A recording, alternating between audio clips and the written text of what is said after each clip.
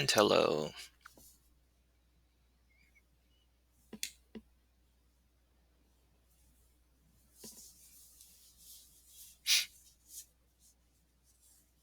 All right, let's just give it a minute more and then we'll move on to more perfect competition. Any questions from the review we did yesterday about the consumer theory and the producer theory?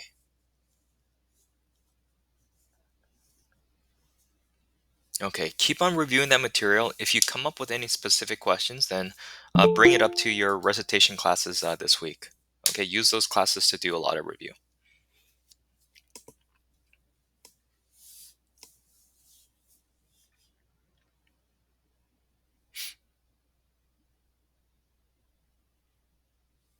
All right.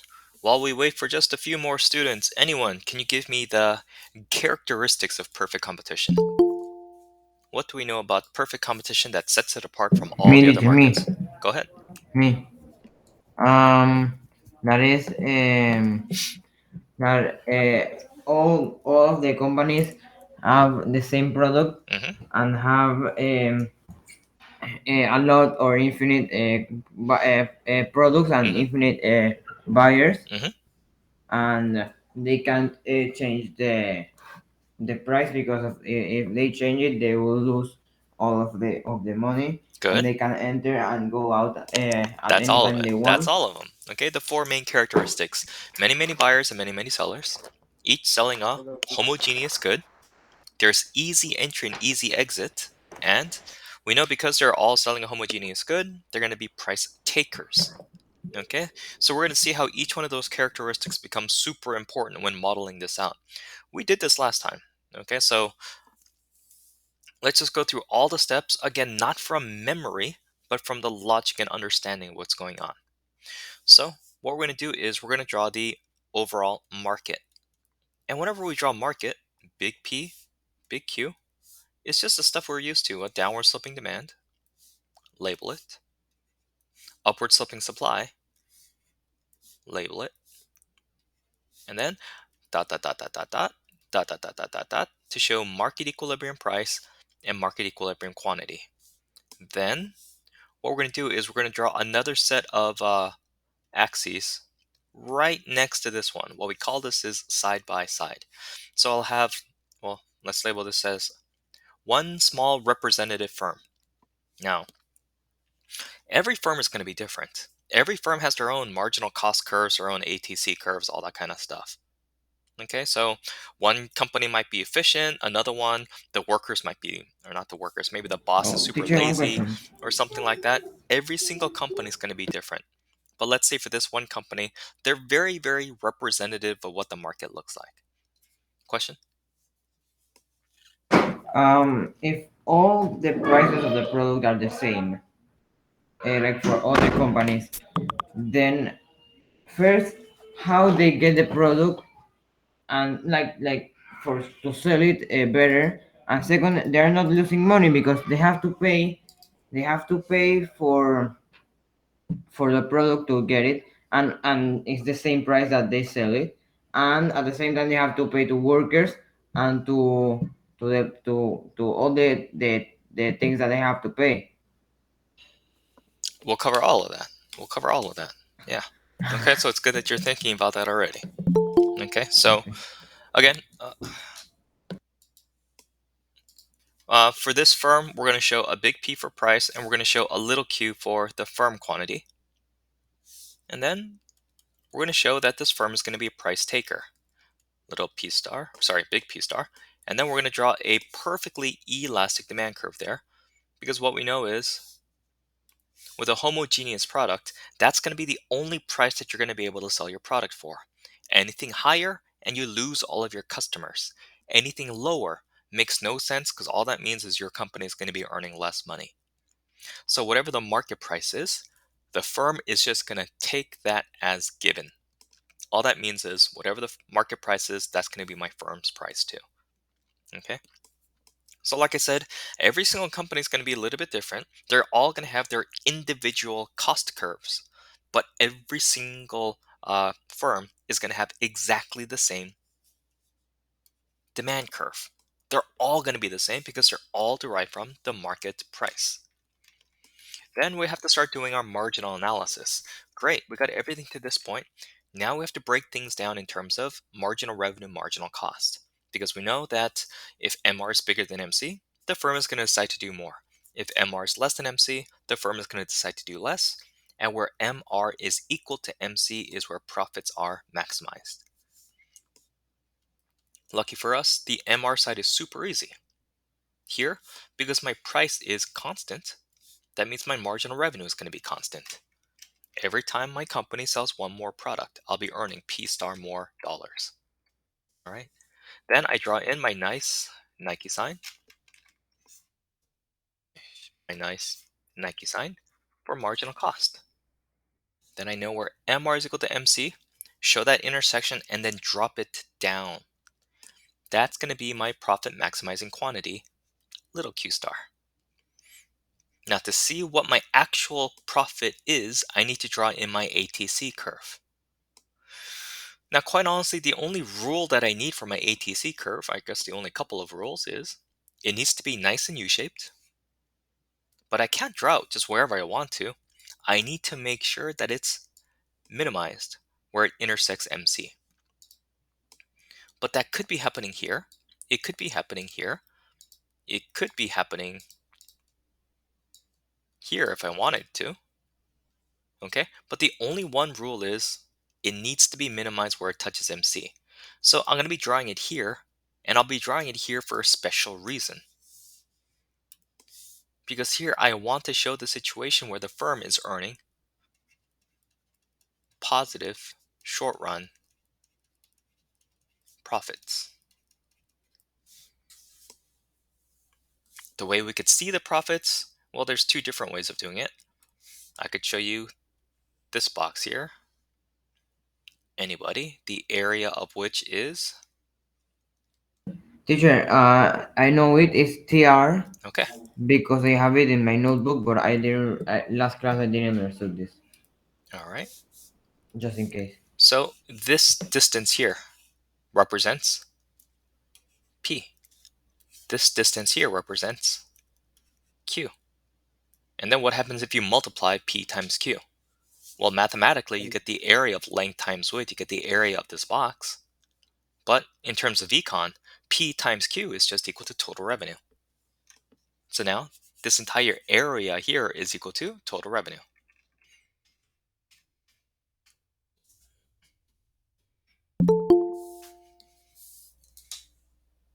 Then what we did was we took a look at this guy. Oh, tomorrow MC is increasing because of overcrowding. Okay, remember, MC is related to the MPL. So if MPL is decreasing because of the law of diminishing marginal returns, because of overcrowding, that's going to cause our MC to start to rise. Okay, if you don't remember that, go back to the section about cost curves. Okay, and then rewatch the video from yesterday, our little review session, and we covered it there as well. Or just drill your recitation teacher like crazy about it. Okay, keep on asking and asking. All right, remember, Q star is where we're deciding to produce. You don't have to worry about any other quantity whatsoever. Just focus on Q star. And at Q star, that vertical distance is your amount of average total cost. And if you multiply that ATC times Q, that's equal to your area of total cost. So you did average total cost times quantity. That's total cost. So the blue box represents your total revenue. The red box represents your total cost. They have the same base. Okay, it just looks like the total revenue box is a little bit higher than the total cost box. So whatever's left over, this little rectangle here, is going to be the area of economic profit. Little shortcut way of doing that. Remember we said that profit is equal to total revenue minus total cost, which is P times Q minus ATC times Q is equal to, factor out the Q, P minus ATC. Okay, so the little shortcut way is, Joseph, I'll get there in a second. Just 1 second. Okay, is P, oops. At Q star, do P minus ATC times Q, and that'll be my area of economic profit. Okay, go away. So the big box is the marginal revenue, Total revenue. total revenue, hmm The little box was the total cost, good. So the area that was the difference between the two is, profit. that's it. Okay, or I could just go straight into the profit box by using this little shortcut. Again, P minus ATC times Q. All right, and you don't need to draw that coming down here and going through this minimum point. It most usually will not be going through that minimum point. Okay, so add Q star, figure out your P minus ATC, and then just draw it horizontally across. Okay, so it should not be bending for whatever reason to go through that minimum point there. It doesn't need to go through there. Okay, all right. Okay, teacher, but next class, last class, sorry. Okay, I think now I understand it. But last class you give something like it was negative that the P hmm is higher than the P star Q star point, No, and so that's the part here I didn't understand. we see that P is higher than ATC. Whenever P is higher than ATC, that means this box here is going to be the area of economic profit. If it's ATC that's higher, okay, that means you're going to have an area of economic loss. Because again, Uh-huh. profit you can measure as Q times P minus ATC. So if P is higher, that means the profit is going to be positive. But what happens if ATC is higher? Well, that means that this part is going to be negative, which means the entire profit is going to be negative. We're going to be talking about economic losses then. So the question is, Why is a lost? it's negative. Why? But it's higher than the P, like the P and Q. Like it's higher than the ATC. What is, if ATC is higher than P, that means that your profit is going to be negative. Okay. Okay. All right. So here we're showing short run profits. Why is it the case that this firm is earning short run profits? Because I'm saying it does. Because this is the way I drew the ATC. I want to show a situation where this guy is earning profits. So this is the way that I specifically intentionally drew the ATC curve. Okay. Now, let's do some adjustment. What I mean is, we call this short run profits. It's totally possible for a firm to be earning short run profits. It's totally okay for a firm to be earning short run losses. It happens. But remember, another one of our key characteristics of perfect competition was there's easy entry and easy exit. New firms could join whenever they want to, existing firms could leave whenever they want to. There's nothing at all stopping them from doing so. So, what you need to do is think to yourself, why would new companies ever decide to join this industry? Why would existing firms ever decide to leave the industry? And it all has to do with the existing profits. So I saw that this firm was earning positive economic profits. Probably some other firms are earning profit. Oh, teacher, so positive profit is what you win. Yes. Okay. Hold on to your questions for a little while longer until I explain a little bit more. I feel like I'm stopping a Oh, lot. Uh-huh. sorry. So this firm is earning positive economic profits, and there's nothing really special about this firm. Remember, he's very representative. So there's probably some other firms that are earning positive economic profits as well. Maybe some are earning more than others, but it seems like probably a lot of them are getting earning positive economic profits. So if I'm a smart businessman somewhere in the economy and I have a little bit of money and I'm thinking to myself, what sort of business should I start up? Should I make a hot dog stand? Should I make a t-shirt company? Should I make a ice cream company? I start looking around and where to start up a business, and then I take a look at this market, this industry, and it looks like this firm and a lot of these other firms are earning positive economic profit. That's going to be a reason for me to decide to join this industry. Now go way, way, way, way back to when we're talking about the determinants of demand and the determinants of supply. If new companies start coming in, how is that going to affect the market? Listen carefully. If new It's going companies to come in, drop what's going to drop? the the demand. Mm, so new companies coming in does not affect the demand. New companies coming in changes the number of sellers, that changes the supply. Is that an increase in supply or a decrease in supply? Increase. Increase in supply. Is that a leftward shift in supply or a rightward shift in supply? Right. Good. So new companies decide to join. So that causes an increase in the number of sellers, causing an increase in supply, shifting it to the right. Okay. Now, quite honestly, it's going to happen little by little. It's going to keep on happening as long as there's any sort of economic profit. And I guess we could do this really quick. No, I'll just show you the end result first. So the firms are going to keep on coming in and keep on coming in into a very special situation.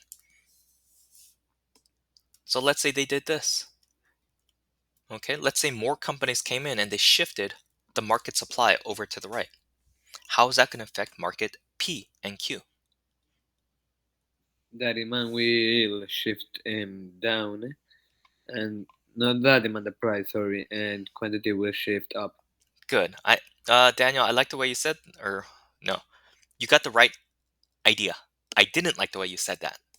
Okay, instead of saying that price shifted down and quantity shifted up, okay, say that quantity decreased and quantity increased.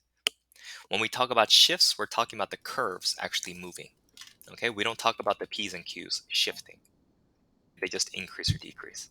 Just one of those things, get to know. Okay, but you're right. The P is going to go down in the market. The Q is going to go up in the market. Wait a second. If the P went down in the market, what happened to the P for the firm? It must have gone down too because we're still under perfect competition, meaning firms are still price takers. So if the market price went down, if every single company is having to sell their products for less, it must be the case that my firm needs to sell their product for less as well. So the firm price is lower now than it was before.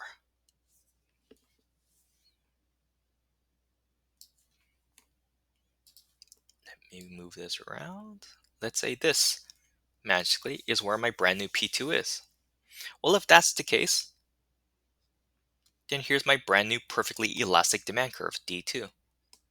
And if that's the case, this is no longer my marginal revenue. I have a brand new marginal revenue. The only reason why this was MR in the first place was my price was stuck at P star. So every time I sell one more product, I'm earning P star more dollars. That's marginal revenue. But now that the price went down to P2,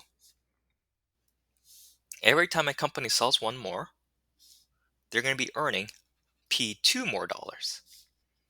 My marginal revenue has decreased. Now, what happened to my MC? Nothing. What happened to my ATC? Nothing. When these new companies came in, did they come over to my factory and start beating up my workers? No. No, Okay, did they start breaking my machines and burning my factories? no, They didn't do anything to my cost curves. The only thing that these new firms that joined did was they caused there to be an increase in the market supply, which caused the market price to go down, which caused the amount of money my company was able to earn to go down. They affected my marginal revenue, they affected my price, but they did not affect my MC or my ATC. So what that means is now I'm going to be doing the same sort of marginal analysis where MR is equal to MC. But now I'm going to be using this new MR along with my original MC. So now that intersection point is going to be here at a brand new little Q2. Okay, so I guess the situation changed a little bit, but all of my analysis should be the same, meaning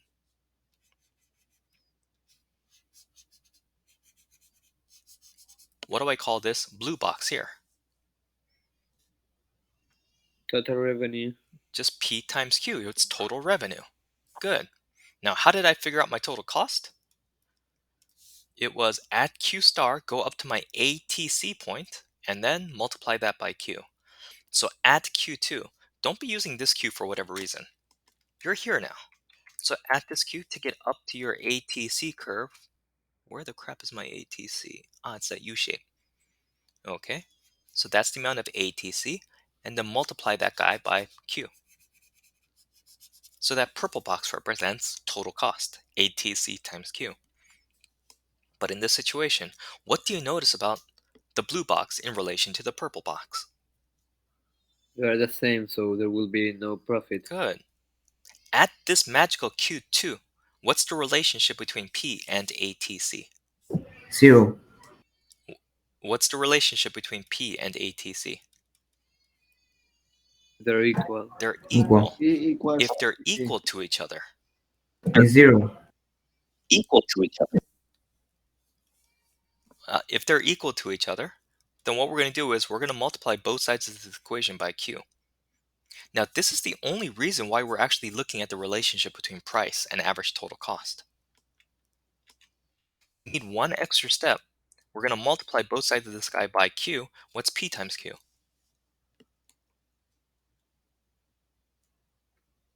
And that's total revenue. What's ATC times Q? Um, Total cost. So the only reason we're looking at the relationship Profit. between price and average total cost is it's telling us the relationship actually between total revenue and total cost. One more time.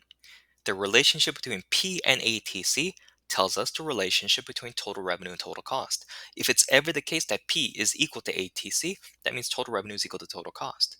If it's ever the case that P is bigger than ATC, what that means is total revenue is bigger than total cost. If it's ever the case that P is less than ATC, that means that total revenue is less than total cost. Okay, so we'll always be looking at this relationship between P and ATC, but it's just a shortcut way of looking at our actual really, really important relationship between total revenue and total cost. So here, magically, I picked a very special price P2 that gave me a very special quantity Q2 for this firm, where price was equal to the average total cost, the total revenue was equal to the total cost, the profit was equal to 0. So this you could think of as my ending point. What I mean is, when these new companies came in, they Not came too in close. a little bit at a time. They came in one at a time, one at a time, one at a time. But remember, the whole reason why they came in is there's positive economic profits being seen in this industry. And what happens is every time the supply curve shifts to the right a little bit, what's going to happen to the price, the equilibrium price? It's going to go down a little bit from here But to here. but Price going down is going to cause this firm's profits to go down a little bit. But as long as the firm's profits are positive, that's a reason for another company to want to join and more companies to want to join, as long as there's any profits whatsoever. Now, I told you, people are greedy, companies are greedy, businessmen are greedy. As long as there's even $1 worth of profit to be made, that means a company is going to join this industry. So they're going to keep on joining until there's no more reason to join, which is what we're seeing here. Joseph, go ahead. but there is going to be profit. It's going to be less, but there is going to be profit, no? Yeah, but whenever there's positive economic profit, another company is going to come in until there's no more profit. Now, there's no more reason for anyone else to want to come in. Now, before we move any further, you might think this sucks for the firm in perfect competition, because what this means is they're going to be earning zero profit. They're going to be earning zero money. That sucks. Does it suck? When I say that this guy is earning zero economic profit, do I mean he's earning zero money? That he's not earning anything at all? He's working for free? No, because what I'm talking about is zero, zero economic profit. We talked about this a little bit with the producer theory. What I mean by economic profit is we take a look at your total revenue and then we subtract out your costs. But by cost, I mean your I guess we start with your explicit cost first. This is all the money that you're spending, the actual outlay of dollars. But then we also have to take into account in economics your implicit costs. Implicit costs are going to be those costs you always think about that you're not actually paying money for. We call those opportunity costs. So opportunity cost, even those costs that you're not paying money for, it's going into your calculation of economic profit. So what that means is when you're earning zero economic profit, it doesn't mean you're not earning anything whatsoever. It means that you're just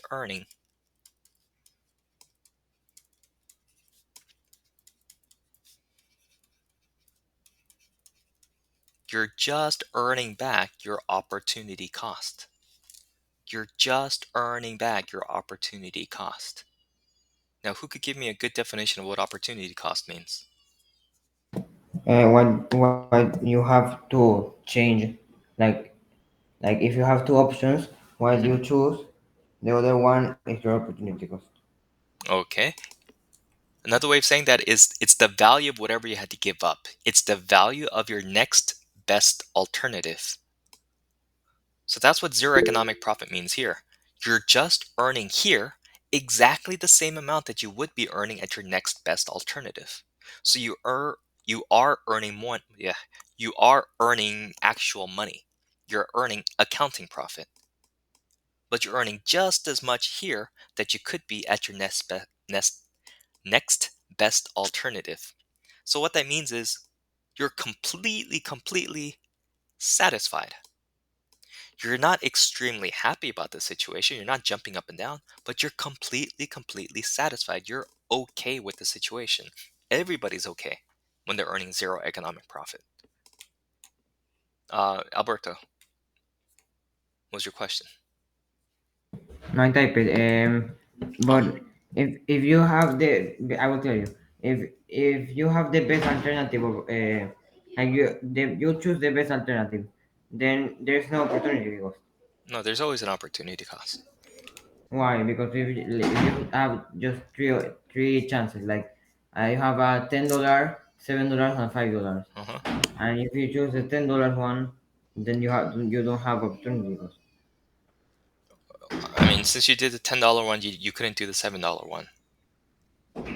So you lost No. out on that $7. Oh, because you can do both. Uh-huh. But that doesn't make sense because you if you do one, you have you use the same Yeah, it's the time value of for your next both. best alternative. Whenever you do something, you're giving up on something else. So it's the value of whatever you gave up on. So here, what we're assuming is whatever you gave up on, it's gonna be earning you exactly the same money that it's gonna be earning you here at this brand new P2 Q2 equilibrium. You're just earning back your opportunity cost here, which is fine. Okay? At P star, Q star, when you're earning positive economic profits, you are extremely happy. Positive economic profits means you're earning more here than you could be at your next best alternative. That's fantastic. You always want to be doing that.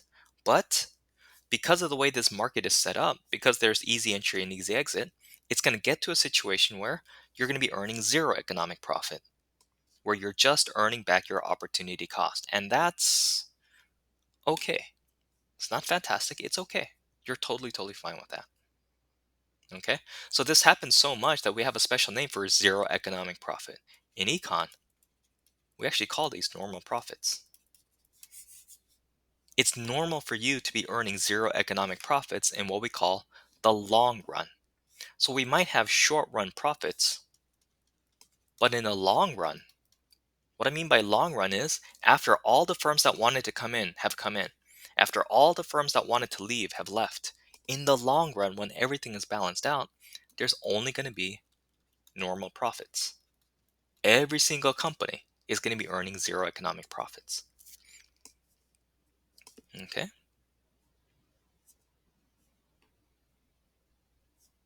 All right. Let's do this one more time then, step by step. Now that you guys have all the understanding, what we're going to do is we're going to build our first graph, two set of axes, and we're going to label this the market. Big P, big Q, and then we have downward sloping demand, label it. Then we have upward sloping supply, label it. And then we have our dot dot dot dot dot dot dot dot dot dot dot dot P star, Q star. And then right next to that, I'm going to draw another set of axes. Now, this is going to be for the small individual representative firm. That's going to be a big P, but now it's going to be a little q to differentiate between firm quantity and market quantity. We know that this firm is going to be a price taker. So at that P star, perfectly elastic, perfectly flat, firm demand curve, little d, to differentiate that between market demand curve, which is always going to be downward sloping. So there's my little d, which, lucky for me, I know is exactly the same as marginal revenue. Well, if that's my marginal revenue, the other half of my story is my marginal cost. MR is equal to MC. Drop that down. That's my profit maximizing Q star. Now here, what I want to show is positive economic profit. So I'm going to draw ATC down, touch, and then come up. Okay, and I'll get rid of this in a second, but you should be able to visualize where my P minus ATC times Q, you should be able to visualize where my profit box is going to be. So these are what are known as short run profits, because in the short run, it's totally possible for you to be earning profits or losses, but that's going to be a reason for the market to change. In this case, short run profits for the firm means more companies are going to decide to join this industry. And because in perfect competition, there's easy entry. There's nothing stopping these new countries from joining. So as they join little by little, the profit is going to decrease for the existing firms. As long as there's any profit, even a dollar's worth of profit, new companies will want to come in. Think about that. A dollar's profit means that's one more dollar here than you could be earning somewhere else in the economy. Might as well put your money and start up your business here. So that's going to keep on causing my supply curve to shift to the right, I guess, until this point here. You could kind of fudge it a little bit. Let's move it around to eyeballing it. Let's put it around here.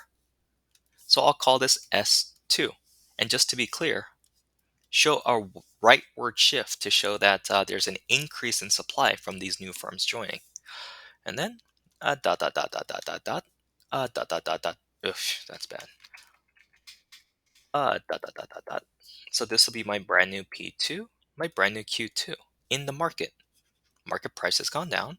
Market quantity has gone up. Of course, that's what happens with an increase in supply. Dot dot dot dot dot. My firm is still a price taker, so there's my brand new P2. And then here's my brand new demand 2, marginal revenue 2. Now, why did I draw it right there, right there, right there? Well, because here I want to show that this is the end result. Okay, if I showed my supply shifting over here, then my demand curve would have been somewhere around here, which would have meant here would have been my uh, profit maximizing quantity, which means I still would have had a small little area of positive economic profit, which would have been another reason for more companies to come in. So I'm showing you the end result when firms finally stop deciding to come in. And that happens magically here at P2, because what I know is MR is equal to MC here. Now tell me, what point is that on my ATC curve? How would it describe my point of my ATC curve right there at that intersection? The minimum. It hits right at the minimum. That's how I'm picking this Q2. That's how I'm saying that this is going to be my end result. Okay, so at that point where MR is equal to MC, drop that down. That'll be my little Q2 for the firm. And there at that Q2, I know that my P is exactly equal to my ATC.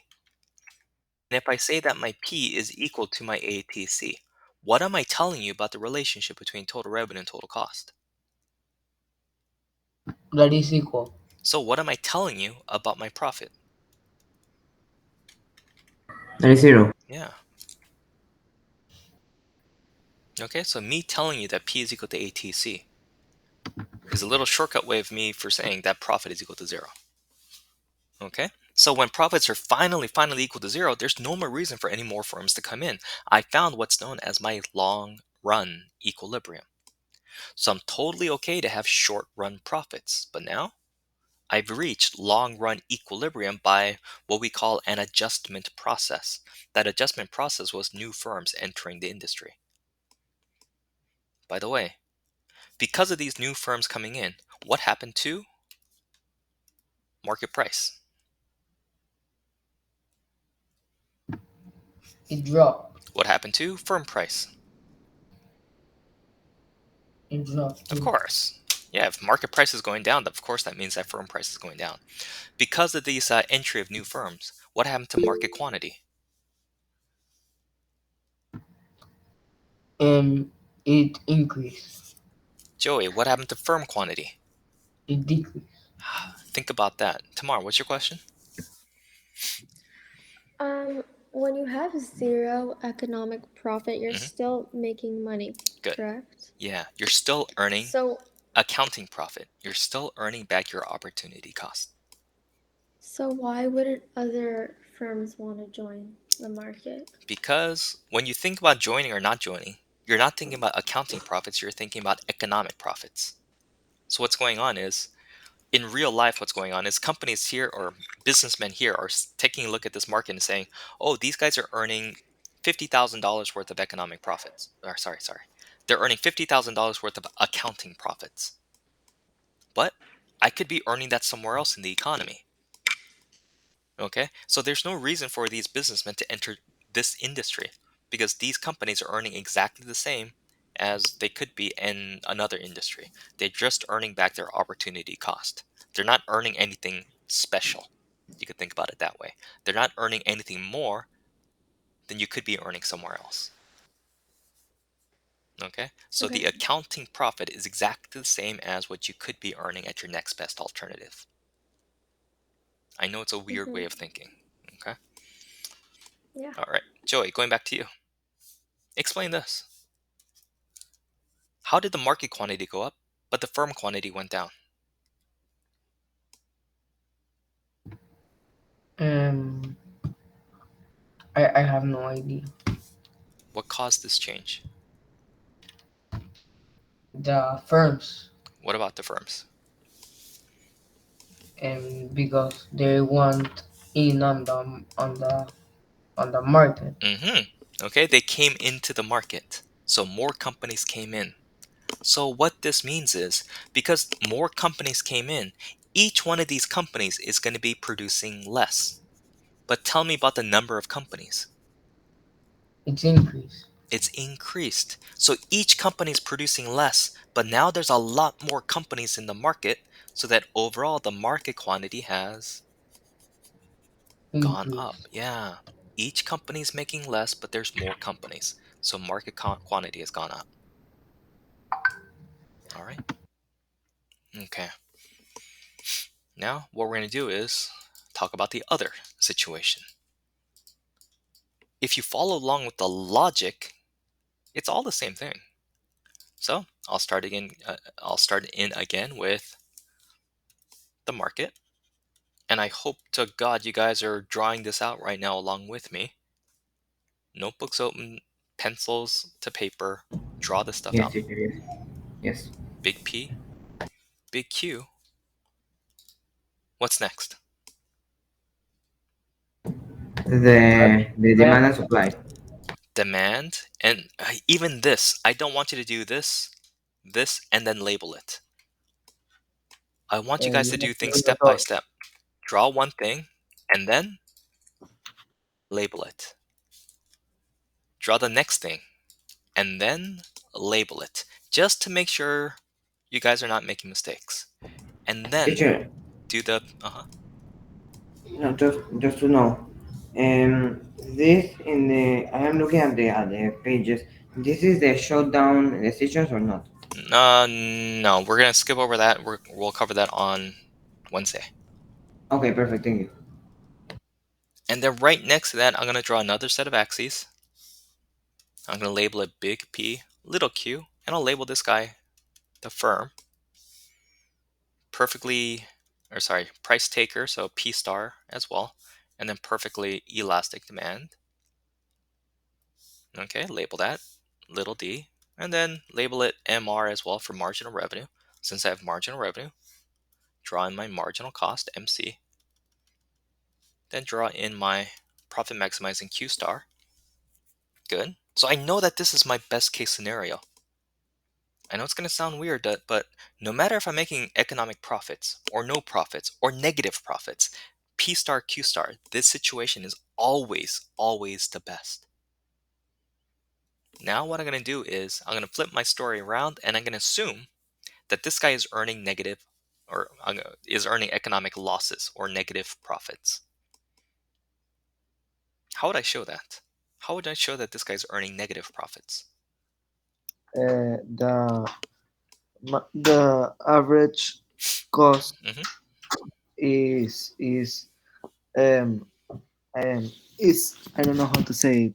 It's up. It's It's above above. the price. It's Above above the the price. price. Good. You had the right relationship. You have to look at the average total cost with relation to the price. If the price is higher than ATC, that's positive profits. If the ATC is higher than the price, that's negative profits. But AB, can I just do this?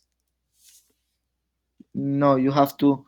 Your ATC has to intersect the marginal cost at the I minimum. still need that rule. So I still need to be coming down, touch, and then come up. I still need that. Okay? But now it's going to happen Now, up here instead of down here. Good. So does that mean I'm producing this much? No. My decision is always MR is equal to MC. So I'm still here.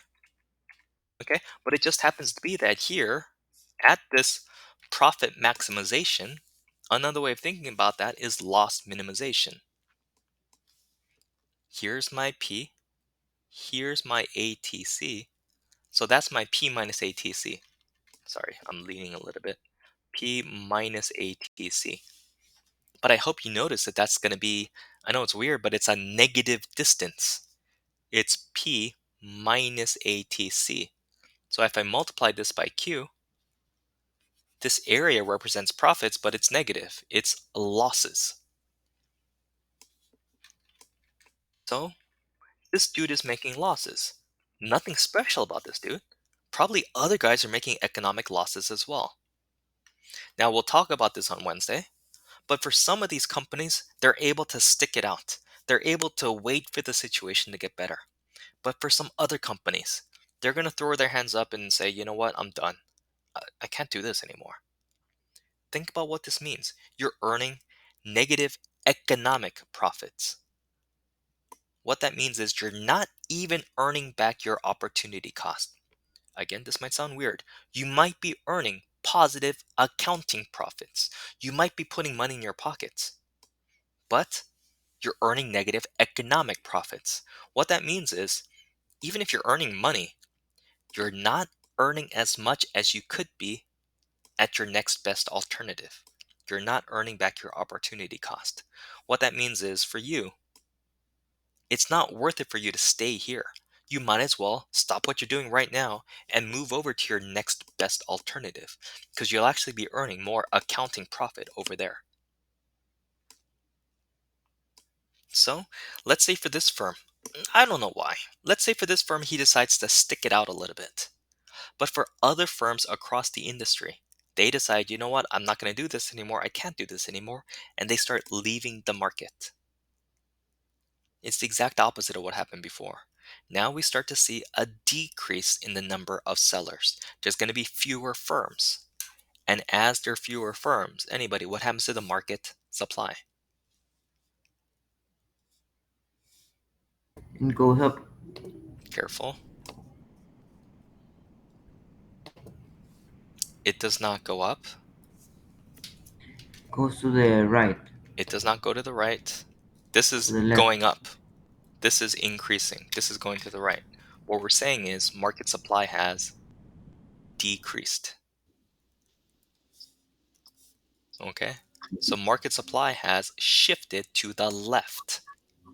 What that's going to do is, for the remaining firms, that's going to cause the market price to increase, the market quantity to decrease. Oh, since the market price went up, dot, dot, dot, dot, P2. That means for the existing firms, the ones that stuck it out, their prices are going to go higher. That's great for them. They're going to be able to earn more per quantity. So now, their brand new firm demand curve. Who has their mic on? AB, turn off your mic for a second. I'm getting an echo. Okay, so the price went up, which means the firm demand and the firm marginal revenue went up. Now again, nothing at all happened to this firm's cost curves. And These then they get more. one second, these existing firms that left, okay, they didn't do anything to affect your cost curves whatsoever. All they did was they affected the market price, which affected your firm demand and marginal revenue. So now your MR is equal to your MC here. So I'll drop that down, and that'll be my brand new profit maximizing quantity Q2. And at this Q2 for the firm, what's the relationship again between price and ATC? Right, at this Q2, take it up to the demand curve, there's the P. At this Q2, take it up to your ATC curve. Oh, see, magically, it's the same point. So that price again is equal to ATC. And what I mean by P is equal to ATC is total revenue is equal to total cost. Profit, or in this case, losses, again is equal to 0. So the story here was some firms were earning economic losses. Some of those firms decided to exit the industry.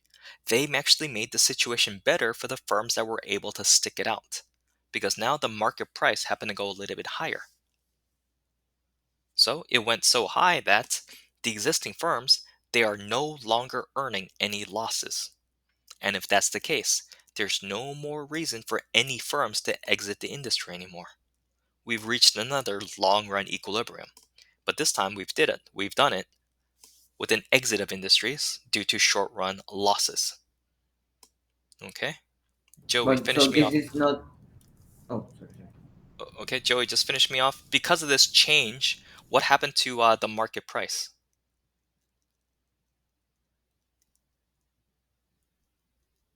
I lost Joey. Anybody? It increased. It increased. So what happened to firm price?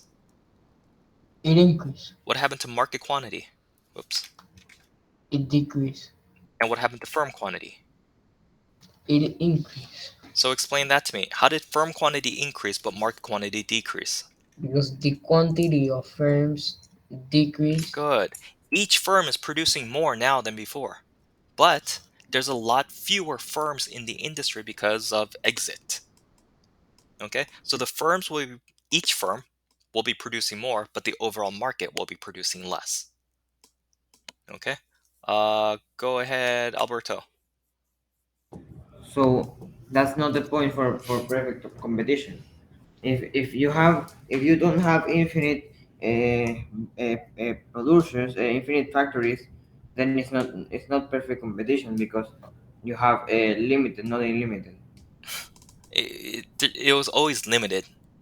Okay? I was Yes, it saying it is, but was now you like, have less. yeah, but it's still many, many sellers. So how is possible that they don't lose anything? No, they do lose. Okay? But it's still many, many sellers. Okay, so Mhm. this is still perfect competition. There's still many buyers and still many sellers. Maybe not as many as before, but there's still many sellers. But have a really big change, they have to be a lot less companies. Still Okay. many sellers. Okay. And in this case, they win more. They lose less. Okay. Okay. All right. So in our next class, we'll talk about why some of these firms were able to stick it out while other firms decided to leave. Okay, we'll talk about something known as a shutdown rule. Okay, and then after our next class on Wednesday, we'll be done with perfect competition. Okay, and then we could gear up for our next market structure, which will be the complete opposite of this, monopoly. All right, I'll see you guys on Wednesday. Bye. Bye. Bye, Thank teacher. you.